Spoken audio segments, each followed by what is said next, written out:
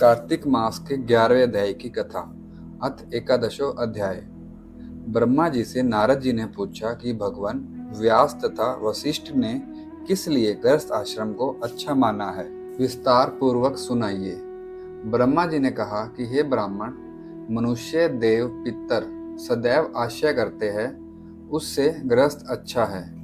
जिस प्रकार गंगा आदि नदियां समुद्र में स्थिति को प्राप्त होती है, जिस प्रकार सारे प्राणी अपनी माँ के आश्रय से ही जीवित रहते हैं, उसी प्रकार सारे आश्रम गृहस्थ का ही आश्रय लेते हैं। सारे भिक्षुक गृहस्थ का ही आश्रय लेते हैं। भिक्षुक 6 प्रकार के कहे गए हैं।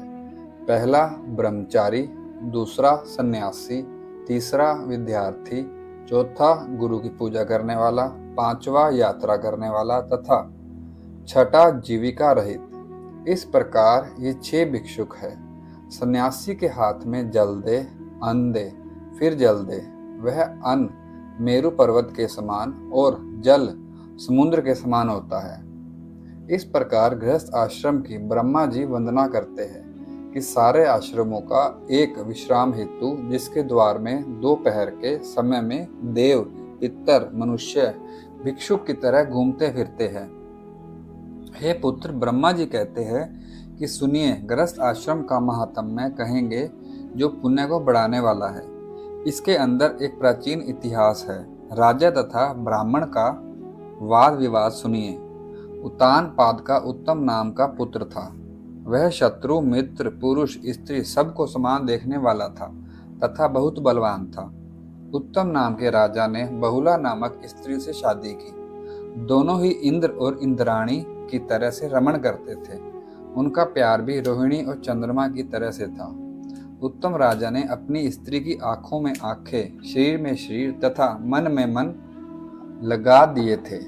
मद्यपान में लगे हुए उत्तम किसी समय वेश्याओं को गाते देखकर रानी को मद का प्याला आदर सहित देने लगा। रानी ने उसे पसंद नहीं किया और मुख फेर लिया।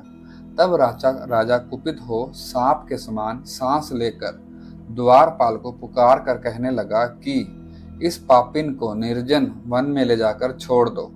द्वारपाल भी बेचारा रानी को रथ में बैठाकर वन में छोड़ आया।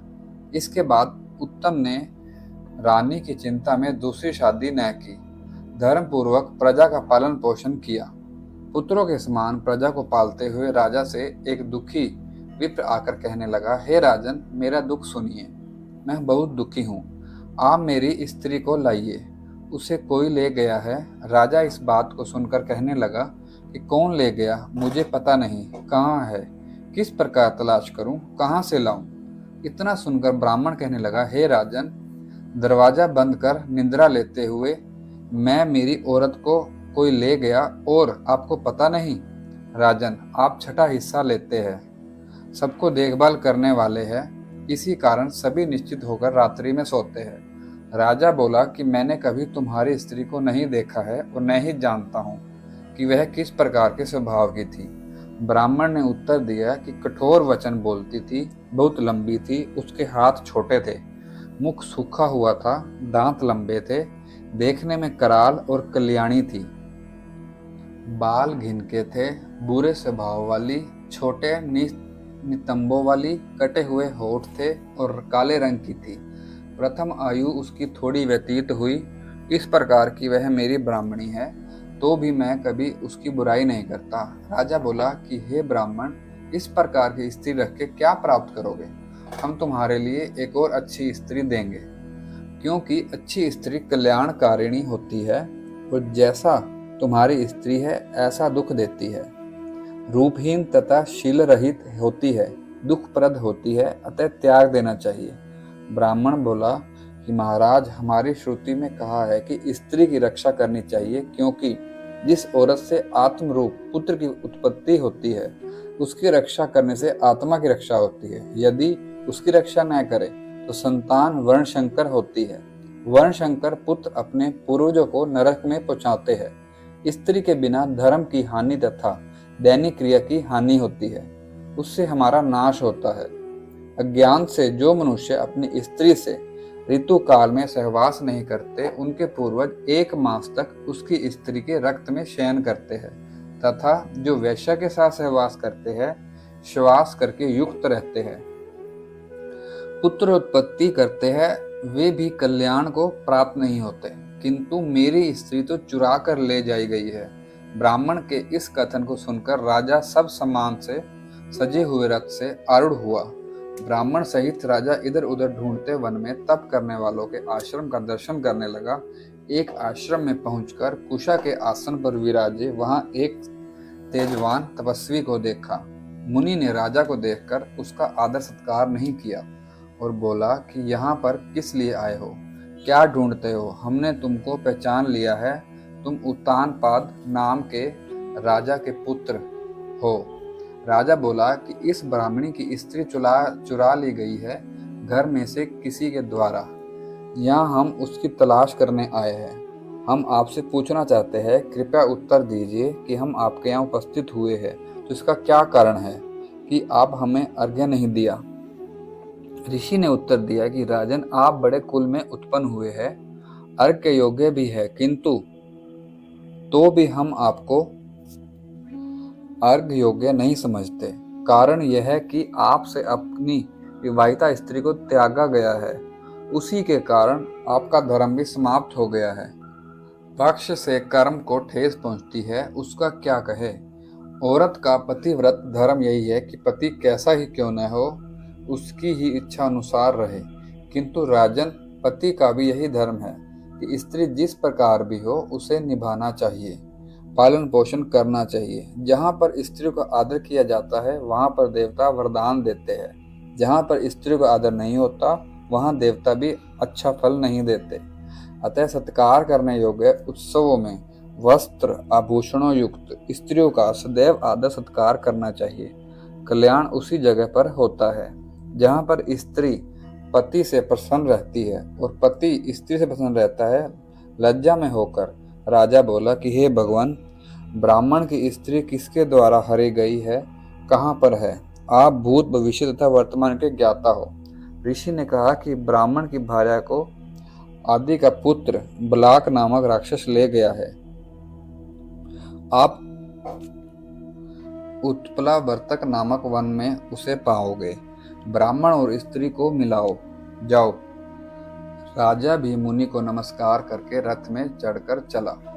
मुनि द्वारा बताए हुए उत्पल नामक वन के अंदर राजा ने वैसे ही हुलिया वाली स्त्री को पाया जैसे कि ब्राह्मण ने राजा को बताया था। राजा ने उस स्त्री से कहा जो कि बिल्व फल खा रही थी कि हे कल्याणी, तुम जंगल के अंदर क्यों आई हो? सच सच हमको बतलाओ, क्योंकि ब्राह्मण की विवाहिता हो। वह ब्राह्मण की स्त्री कहने लगी कि मैं अतिरात नाम के ब्राह्मण जो कि वन में रहता है उसकी कन्या हूँ, जिसका तुमने नाम लिया है उसी विशाल के पुत्र की भार्या हूँ।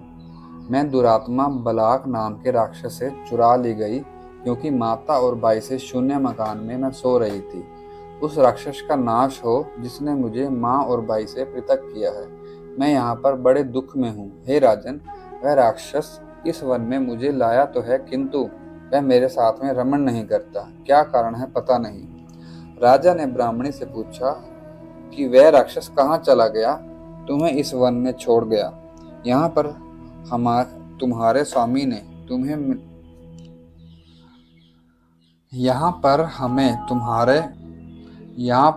तुम्हारे स्वामी ने तुम्हें लिवाने के लिए भेजा है। आप आगे जाकर देखिए, इसी जंगल के मध्य में रहता है। हे राजन, ब्राह्मणी ने उत्तर दिया। ब्राह्मणी द्वारा बताए हुए मार्ग से राजा राक्षस को ढूंढने वन के मध्य में गया। राक्षस ने जैसा हो राजा को देखा, वह राजा के पैरों में आकर लेट गया और कहना आरंभ किया कि मैं आपका सेवक और आप मेरे स्वामी हैं। कहिए क्या आज्ञा है, मुझे क्या करना चाहिए? हे राक्षस, राजा बोला, तुमने ब्राह्मणी को क्यों हरा है? जिसे तुम स्त्री बनाने के लिए यहाँ पर हर कर लाए हो, वह इस योग्य नहीं है कि स्त्री बनाई जाए, क्योंकि रूप तथा शील रहित है। या इसका भक्षण करने के लिए यहाँ पर लाए हो तो बोलो। राक्षस ने उत्तर दिया कि हम तो पहले जन्म के किए हुए पापों का ही फल भोगते हैं, मांस आदि भक्षण नहीं करते। देवांगनाओं में भी सुंदर स्त्रियां यहाँ पर विद्यमान है, तो भला हम ऐसी स्त्रियों को त्याग कर मनुष्य की स्त्रियों से क्यों रमण करेंगे?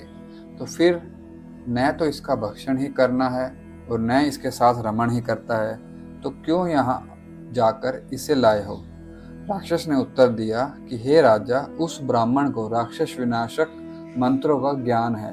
हम लोग जब कभी यज्ञों के अंदर पहुंचते हैं और भूखे होते हैं तो हम उस ब्राह्मण के मंत्रोच्चारण द्वारा वहां से भगा दिए जाते हैं तथा सारे यज्ञों के अंदर वही ब्राह्मण ऋत्विक होता है। अतः हमने उस विप्र को परेशान करने के हेतु उसकी स्त्री को हरा है, क्योंकि स्त्री के बिना मनुष्य कार्य करने के अयोग्य होता है। इस बात को सुनकर राजा को बड़ी व्याकुलता हुई और सोचने लगा कि राक्षस ने जो ब्राह्मण की गति कही उसमें हमारी निंदा है, क्योंकि स्त्रीहीन पुरुष के कर्म योग्य नहीं रह जाता और राजा भी स्त्री रहित है, अतः वह भी कर्म योग्य नहीं है। और मुनि ने भी हमसे यही कहा था कि तुम अर्घ्य देने योग्य नहीं हो। राजा इसी बात में विचार मगन था कि राक्षस करबद्ध होकर कहने लगा कि हे राजन, प्रसन्न हो जाइए। राजा राक्षस से कहने लगा कि तुम ब्राह्मण की स्त्री को ब्राह्मण के घर ही पहुंचाओ और तुम हमारे पास आना जब कभी हम तुम्हें बुलाए। इस प्रकार राजा की आज्ञा को सुनकर राक्षस ब्राह्मणी को ब्राह्मण के यहाँ ले गया। तत्पश्चात राजा भी चिंतित हुआ कि ऐसा कौन सा पुण्य किया जाए जिससे कि हमें अर्घ्य मिलने लगे। हमने अपनी पत्नी को वन में जाकर छोड़ दिया है, अब क्या किया जाए? और या फिर उस मुनि ज्ञानी से ही इसके विषय में पूछेंगे। ऐसा मन में सोचकर रथ में सवार होकर राजा मुनि के आश्रम को गया। वहां जाकर रथ में से नीचे उतरकर मुनि को नमस्कार किया, अपना सारा वृतांत मुनि को सुना दिया। मुनि भी कहने लगे कि हम आपके हाल से परिचित हुए, अब जो कर्तव्य हम तुम्हारे लिए सुनाते हैं उसे ध्यान से सुनिए। मनुष्यों को स्त्री धर्म, अर्थ तथा काम प्रदान करती है। जो मनुष्य स्त्रीहीन है वह इस लोक में तथा दूसरे लोक में प्रसन्न नहीं रहता, और पति भी चाहे दुशील, दुर्भागी, बूढ़ा, जड़, बीमार तथा रोगी हो तो भी स्त्री का यह धर्म है कि वह पति को न छोड़े, किंतु पति पात की नहीं होनी चाहिए। पुरुष को स्त्री को नहीं त्यागना चाहिए, पुरुष का यही धर्म है, चाहे वह दुशीलवान हो, कर्कश तथा कठोर हो, वृद्धा अथवा रोगग्रस्त हो, या ऐसी हो जिसके पुत्र मर जाते हो तो भी उसका परित्याग नहीं करना चाहिए, किंतु औरत व्यभिचारिणी नहीं होनी चाहिए। राजा ने मुनि से कहा कि भगवान, अब हम क्या करें? जो कुछ हमें अपने कर्मों का फल मिलना है उसे हम मांगते हैं। जो कुछ हम करते हैं दुखी मन से किया जाता है। पतिव्रत धर्म को निभाने वाली अपनी पत्नी को हमने वन में ले जाकर छोड़ दिया, पता नहीं वह कहाँ गई। क्या वह वन के अंदर सिंह, व्याघ्र, राक्षसों से खा ली गई है? ऋषि कहने लगे कि हे नृप, तुम्हारी पत्नी जो पतिव्रता है पताल के अंदर है, शेर, व्याघ्र अथवा किसी राक्षस के द्वारा नहीं खाई गई है। राजा बोले कि मुनिराज, बड़ी आश्चर्य से युक्त कहानी है। पाताल लोक में कौन ले गया? फिर वह अदूषित कैसे रह गई? ऋषि कहने लगे कि शातपोतक नाम के एक नागराज पाताल लोक में बसते हैं। उसने तुम्हारी पत्नी को जंगल में विचरते हुए देखा। नाग के द्वारा हे राजन, रूप, मद, गर्व तथा अनुराग युक्त तुम्हारी पत्नी को पाताल लोक में ले जाया गया। हे नृप, उस नाग की पुत्री का नाम नंदा है। उसी ने अपने घर में तुम्हारी पत्नी को डुबा कर रखा है। नाग भी अपनी पुत्री से जाकर बोला कि उस औरत को देखो। नाग पुत्री बोली कि वह कहाँ गई, हमको पता नहीं, अतः राजा अपनी पत्नी को बुलाने की चेष्टा करो। वह पाताल लोक में है, और तत्पश्चात धर्म पूर्वक राज्य का पालन पोषण करो। अपनी पत्नी के साथ में धर्म युक्त व्यवहार करो। मुनि के कथन को सुनकर उत्तम नामक राजा अपने श्रेष्ठ रथ में आरूढ़ होकर अपने देश को गए। वहां पहुंचकर अपने शहर में ब्राह्मणी और ब्राह्मण को प्रसन्नता पूर्वक देखते रहे। ब्राह्मण भी राजा के दर्शन करके कहने लगा कि महाराज, हम बहुत कृतज्ञ हैं। हम पत्नी रहित होकर अशांत थे, सो आपकी कृपा से हमको अपनी पत्नी प्राप्त हुई। फिर राजा कहने लगे कि तुम ब्राह्मणों में उत्तम हो, अपने धर्म के पालन करने से कृतार्थ हुए हो, और जिनकी पत्नी जिनके पास नहीं है, दुख तो उन्हें है। नरिप ने बलाक नाम के राक्षस को बुलाया। राक्षस राजा के समीप आकर और प्रणाम करके कहने लगा कि महाराज, मेरे योग्य कोई सेवा है तो बताओ। तत्पश्चात राजा ने अपना सारा वृतांत कह सुनाया। वर्णन को सुनकर राक्षस पाताल लोक में जाकर राजा की पत्नी को ले आया। राजा की पत्नी ने बहुत अधिक प्रसन्न होकर राजा से कहा कि महाराज, प्रसन्न होइए। फिर तो राजा भी अति प्रसन्न में आकर रानी से मिलकर अलौकिक आनंद का रसास्वादन करने लगे। राजा अपनी पत्नी को धर्म और कर्म के अंदर सहायक समझने लगा। ब्रह्मा जी बोले कि हे नारद, अब क्या सुनना चाहते हो? गृहस्थ आश्रम का महात्म्य तो हमने विस्तार पूर्वक सुना दिया। श्री पद्म पुराण अंतर्गत कार्तिक महात्म्य का गृहस्थ आश्रम महात्म्य नामक 11 अध्याय समाप्त। और भी ऐसी कथाओं को सुनने के लिए हमारे चैनल को सब्सक्राइब करें, वीडियो को शेयर करें और वीडियो को लाइक भी करें। जय श्री कृष्णा, जय श्री राधे।